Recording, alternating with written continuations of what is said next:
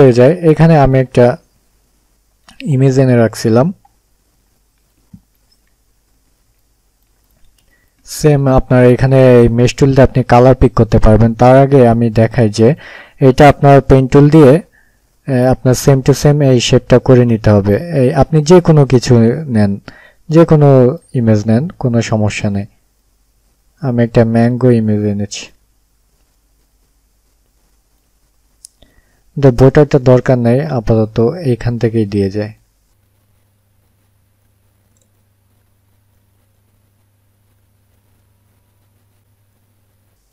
ওকে, আমি এটা ড্র করে ফেললাম পেন টুল দিয়ে এবং আমি স্টক এটা অফ করে দিই।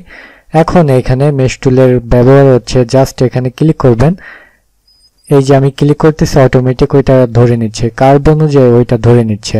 আমি এইখানে একটা দিব। এই লাইনগুলো ড্র করার দরকার হয় এইখানের যে কালার ইফেক্টটা আছে, কালার ইফেক্টটা ধরার জন্য। যেমন ধরুন এইখানে আছে কিছু, সো এইখান আন্ডু দিলাম, এইখান থেকে বেশি। আবার এইখানে ক্লিক করলে এই বরাবর আপনার এই লাইনটা ড্র হবে। ওকে, রাইট সাইড বা লেফট সাইড বা টপে আপনি যেখানে দিন ওইভাবে লাইনটা ড্র করে নেবে।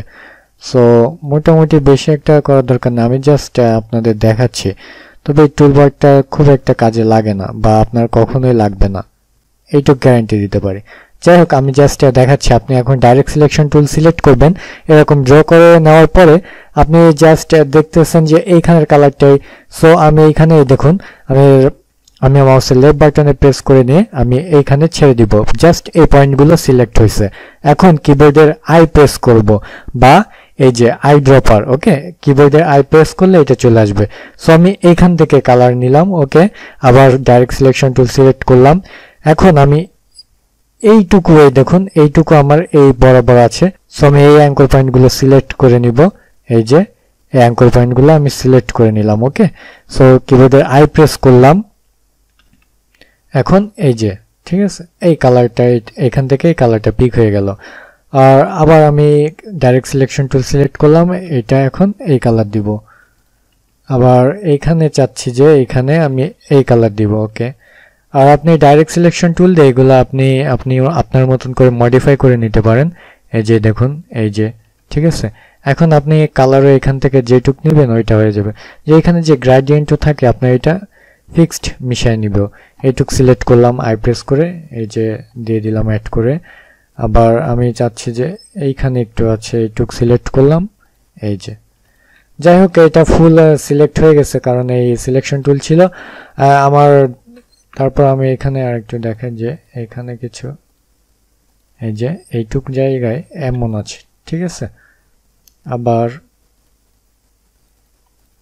এই যে নিচের টুকে ডাইরেক্ট সিলেকশন টুল সেট করে নিচের দিকে আমার একটুই ছিল, ঠিক আছে।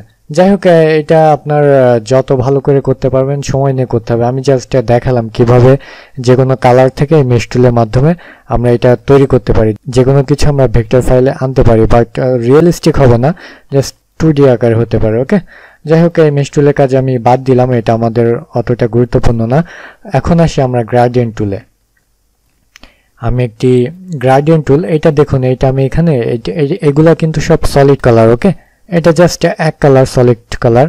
আর এখানে যদি 2টা বা 3টা বা তারও অধিক কালার আসে তখন এটা গ্রেডিয়েন্ট কালার বলে। ওকে, মানে অনেকগুলো কালারের সমন্বয়ে যেটা তৈরি হয় এটা গ্রেডিয়েন্ট। সো এখানে আমি গ্রেডিয়েন্ট টুল বা সিলেক্ট করব। এখানে বরাবরই ফটোশপের মতন টেনে ধরে নিয়ে আপনার এখানে হয়, বাট এইখানে এরকম না। আপনার এখানে উইন্ডো থেকে আপনি এখানে গ্রেডিয়েন্ট, এই যে কন্ট্রোল F9 কিবোর্ডের শর্টকাট কি, গ্রেডিয়েন্ট ক্লিক করবেন বা এই প্যানেল থেকে আপনি গ্রেডিয়েন্ট আনতে পারেন। এখন জাস্ট আপনি এই যে এই অবজেক্টটা সিলেক্ট থাকা অবস্থায় আপনি যদি এইখানে ক্লিক করেন তাহলে এই গ্রেডিয়েন্ট কালারটা চলে আসবে। এখন দেখুন এখানে 2টা কালার আছে, একটা ব্ল্যাক এবং হোয়াইট। এই যে এখানে দেখুন ব্ল্যাক অ্যান্ড হোয়াইট কালার আছে। সো এইটা এখন গ্রেডিয়েন্ট কালার হয়ে গেল।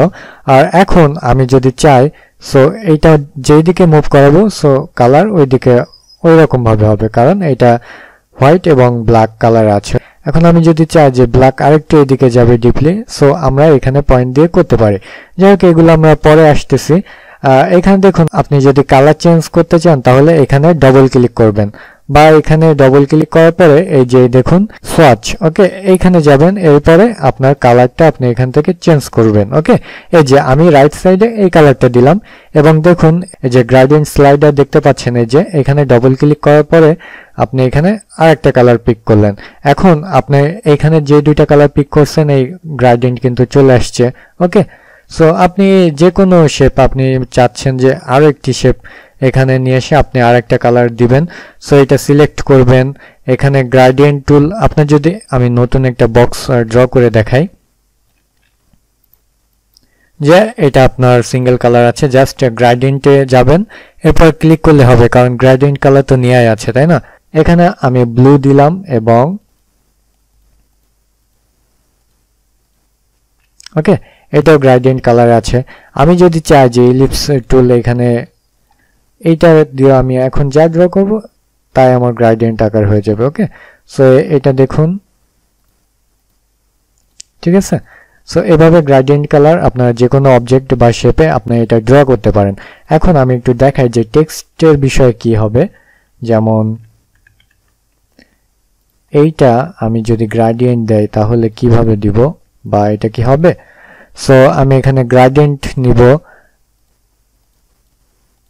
দেখুন এটা কিন্তু হচ্ছে না, আমার এই অবজেক্ট কিন্তু সিলেক্ট করাই আছে বাট এটা কিন্তু গ্রেডিয়েন্ট আসতেছে না। সো এটা কি করব, ক্রিয়েট আউটলাইন, আমরা যদি এখানে গ্রেডিয়েন্ট টুল সিলেক্ট করার পরে আমরা যদি এখানে ক্লিক করি তাহলে দেখুন এটা কিন্তু একটা লেখায় আসতেছে, এটা কিন্তু ফুল আসবে না। ঠিক আছে, আপনি এটা যেভাবে দিবেন এটা এক একটা লেখায় পড়তেছে, এটা কিন্তু ফুল পড়তেছে না।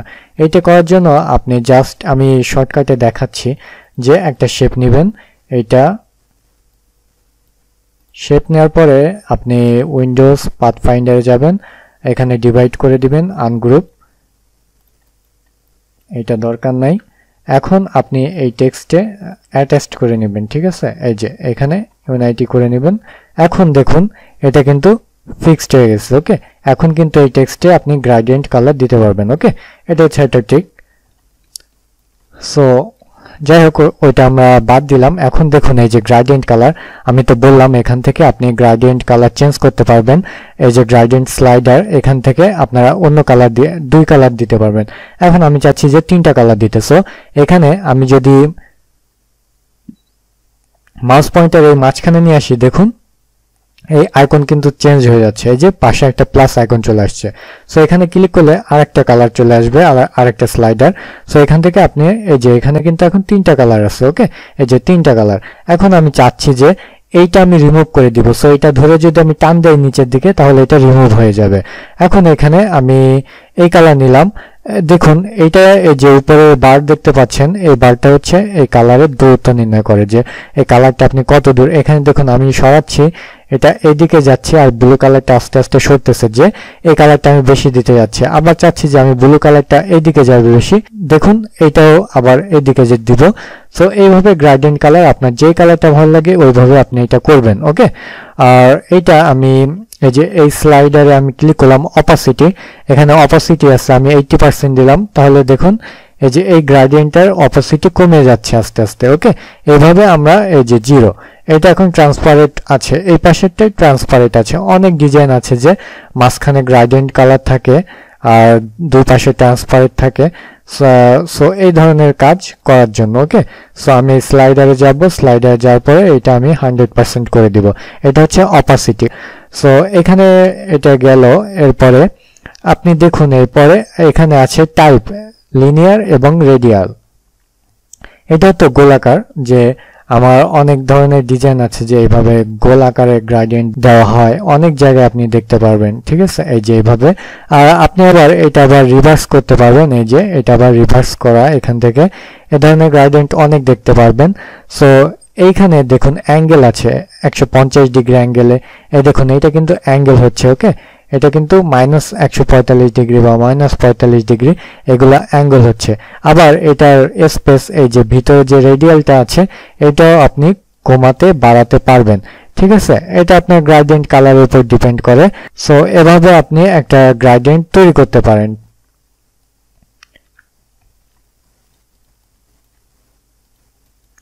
এই যে এটা পারফেক্ট আছে, এটা অলওয়েজ আপনি 0 দিবেন, 0 থাকবে। 10% না, এটা থাকবে 100%, এই যে 100%। ওকে, এটা আপনার চাহিদা অনুযায়ী আপনার যেটা দরকার সেইভাবে। আর এটা তো বুঝালাম। আর আপনি যদি লিনিয়ার চান যে এইভাবে হবে। আর আরেকটা জিনিস, এই লিনিয়ার থাকা অবস্থা আপনি যদি অ্যাঙ্গেল চেঞ্জ করেন, দেখেন এটা অ্যাঙ্গেল চেঞ্জ হচ্ছে। ওকে, সো আপনার সবকিছু কালার ডিপেন্ড করে আপনার কাছে। সো যাই হোক, এখন আমি টুলবারটা সিলেক্ট করার পরে আমি দেখুন যে আমি এই বারটা যদি মুভ করাই, এই যে এইখানের কাজ কিন্তু এই বার দিয়েও করা যাচ্ছে। আমি চাচ্ছি যে এই কালারটা একটু দূরে সরবে, সো এটা আমি দূরে সরাতে পারবো। এখন এখানে এই যে এখানে ক্লিক করলে, এই স্লাইডার বারে ক্লিক করলে এখান থেকে ডাইরেক্ট আমরা কালার নিতে পারবো। যে চাচ্ছি যে এই যে এখন এই যে এই কালারটাও এই যে নিয়ে আসলাম, এখানে ডবল ক্লিক করলে এখানেরও কালার চেঞ্জ হচ্ছে। সো আমি যদি এই যে মাউসের পয়েন্টটা চেঞ্জ হয়েছে, এখানে এখন আমি আরেকটা কালার অ্যাড করতে পারবো। সো এইভাবে। আর আমি এই গ্রেডিয়েন্ট টুল সিলেক্ট থাকা অবস্থায় আমি যদি মাউসের লেফট বাটন টেনে ধরে নিয়ে এই কর্নার, এই যে আমরা উপরে যে 180 ডিগ্রি, 90 ডিগ্রি, 45 ডিগ্রি অ্যাঙ্গেল করতেছিলাম, ওই অ্যাঙ্গেলটা আমরা এখান থেকে মাউসের লেফট বাটনে ক্লিক করে টেনে ধরে নিয়ে আমরা এটা করতে পারবো। সো এখানে আমরা অনেক ধরনের ডিজাইন বা অনেক ধরনের গ্রেডিয়েন্ট স্টাইল আমরা করতে পারবো এই বারের মাধ্যমে। আবার এটা এদিকে সরিয়ে আমরা পারফেক্ট ভাবে আমরা জিনিসটা বুঝতে পারবো। অনেক সময় এখানে পারফেক্ট হবে না, সো এখান থেকে এই বারের মাধ্যমে আমরা পারফেক্ট ভাবে বুঝতে পারবো। জাস্ট এখানে একটা ক্লিক করতে হবে, তাহলে আপনার অ্যাঙ্গেল, এই দেখুন এইখান থেকে অ্যাঙ্গেল কিন্তু চেঞ্জ হচ্ছে, এই যে এত অ্যাঙ্গেলে আছে। সো এইভাবে করাটাই বেটার। ওকে, আশা করি এই গ্রেডিয়েন্ট টুলের কাজে বুঝতে পেরেছেন। এটা তেমন কিছু না, জাস্ট সবকিছু নিজের কাছে, আপনি যেভাবে কালার সাজাবেন সেইভাবেই কালার হবে। আর আপনি এখানে সিলেক্ট করলেন, সিলেক্ট করার পরে আপনি এইখান থেকে জাস্ট এইখান থেকেও আপনি কিন্তু কালার সবকিছু কোড দিয়ে বা পার্সেন্টেজ দিয়ে বা আপনি এখান থেকেও কালার অ্যানালাইসিস করতে পারেন বা আপনার পছন্দ মতো কালারও দিতে পারেন। ওকে, আশা করি বুঝতে পেরেছেন যে গ্রেডিয়েন্ট কালার কিভাবে ব্যবহার করবেন টুলবার এবং এই অপশন বারের মাধ্যমে। আমার মনে হয় না এরপর কারো কোথাও সমস্যা থাকা উচিত। তারপরে যদি কারো কোথাও সমস্যা থেকে থাকে